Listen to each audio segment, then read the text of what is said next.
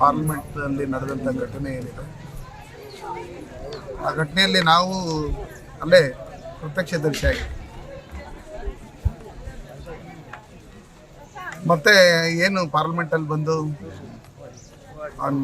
ನಡೆದಂಥ ಘಟನೆ ಏನಿದೆ ಅದರಲ್ಲಿ ಅವನ್ನ ಹಿಡಿದುಕೊಡೋದ್ರಲ್ಲಿ ನಾನು ನಮ್ಮ ಜೊತೆಯಲ್ಲಿ ನಮ್ಮ ಸಂಸದರು ನಮ್ಮ ನಳಿನ್ ಕುಮಾರ್ ಕಟೀಲ್ ಅನೇಕ ಜನ ಸಂಸದರಲ್ಲಿ ಭಾಗಿಯಾಗಿ ಮಾರ್ಷಲ್ಗೆ ಮತ್ತು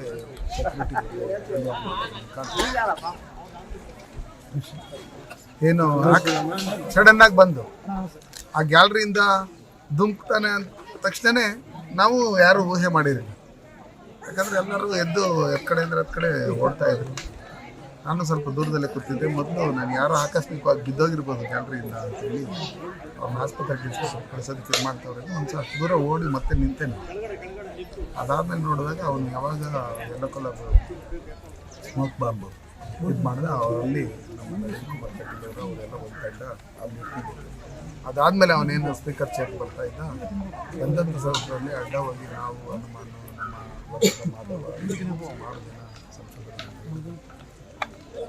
ನನ್ನ ಹತ್ರ ಇದ್ದಂಥ ಸ್ಮೋಕ್ ಬಾಂಬ್ ಆಸರೆಲ್ಲ ಕೊಟ್ಟು ಹೊರಗಡೆ ಕಟ್ಕೊಂಡು ಹೋಗಿ ಅಂತೇಳಿ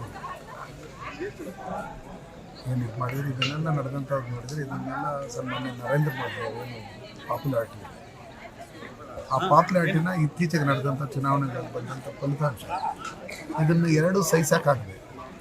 ಮೊದಲಿಂದನೂ ಏನಾದರೂ ಮಾಡಿ BJP ಸರ್ಕಾರದ ಮೇಲೆ ಗೂಬೆ ಕೊಡಿಸ್ಬೇಕು ಅನ್ನೋ ನಿಟ್ಟಿನಲ್ಲಿ ಇವರು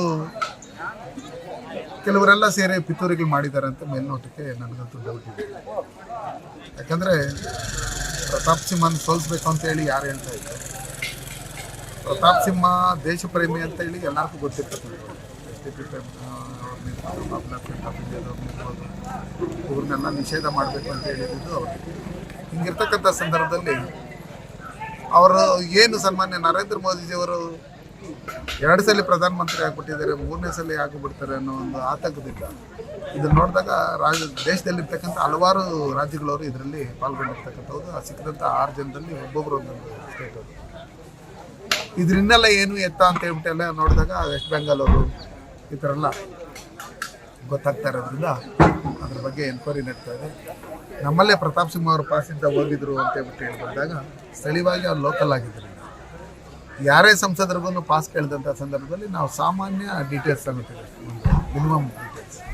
ಅವನು ಯಾರು, ನಮ್ಮ ರಾಜ್ಯದವನ, ನಮ್ಮ ದೇಶದವನ, ನಮ್ಮ ಯಾರಕ್ಕಾದ್ರೂ ಲೀಡರ್ಗಳು ಪರಿಚಯ ಇರ್ತಕ್ಕಂಥವನ, ಏನು ಎಸ ಅಂತ. ಈಗ ನೀವೇ ಯಾರಾದ್ರೂ ಪಾಸ್ ಬೇಕು ಅಂತ ಹೇಳಿದಾಗ ನೀವು ಹೇಳಿದ್ದೀರಿ ಅಂತೇಳಿ ನಾವು ಕೊಡ್ತೀವಿ. ಆದರೆ ಹಂಗಿರ್ತಕ್ಕಂಥ ಸಂದರ್ಭದಲ್ಲಿ ಅವನು ಈ ಥರ ಚಟುವಟಿಕೆಯನ್ನು ಏನು ಮಾಡಿದ್ದಾನೆ ಅದು ನಿಜಕ್ಕೂ ಅವನು ಎಜುಕೇಟೆಡ್ ಆಗಿ ಇದು ಮಾಡಿರ್ತಕ್ಕಂಥದ್ದು ರಾಂಗ್ ಡಿಸಿಷನ್. ಏನೋ ಹೋರಾಟಗಳು, ಆತಂಕವಾದ, ಉಗ್ರವಾದಿ, ನಕ್ಸಲಿಸಮ್ ಇದನ್ನೆಲ್ಲ ಮಾಡ್ತಾ ಇರ್ತಕ್ಕಂಥವ್ರು ಕೊನೆಗೆ ಅಂತ್ಯನೇ ಆಗಿರ್ತಕ್ಕಂಥವ್ರು. ಅದಕ್ಕೋಸ್ಕರ ದಯವಿಟ್ಟು ಅವ್ರಿಗೂ ನಾನು ಕೇಳ್ಕೊಳ್ಳೋದಿಷ್ಟೇ, ಇಂಥ ಸನ್ಮಾನ್ಯ ನರೇಂದ್ರ ಮೋದಿ ಅಂತ ಪ್ರಧಾನಮಂತ್ರಿಯನ್ನು ನಾವು ಪಡೆದಿದ್ದಕ್ಕೆ ಭಾರತ ದೇಶದ ಪ್ರಜೆಗಳಾಗಿ ನಾವು ಪುಣ್ಯವಂತರು. ಅನುಕ್ಷಣದ ಸುದ್ದಿಗಳಿಗಾಗಿ ವಿಸ್ತಾರ ಯೂಟ್ಯೂಬ್ ಚಾನೆಲ್ ಸಬ್ಸ್ಕ್ರೈಬ್ ಮಾಡಿ, ಬೆಲ್ ಐಕಾನ್ ಕ್ಲಿಕ್ ಮಾಡಿ. ಸುದ್ದಿಗಳ ಅಪ್ಡೇಟ್ಸ್ಗಾಗಿ ವಿಸ್ತಾರ ಆ್ಯಪ್ ಡೌನ್ಲೋಡ್ ಮಾಡಿ.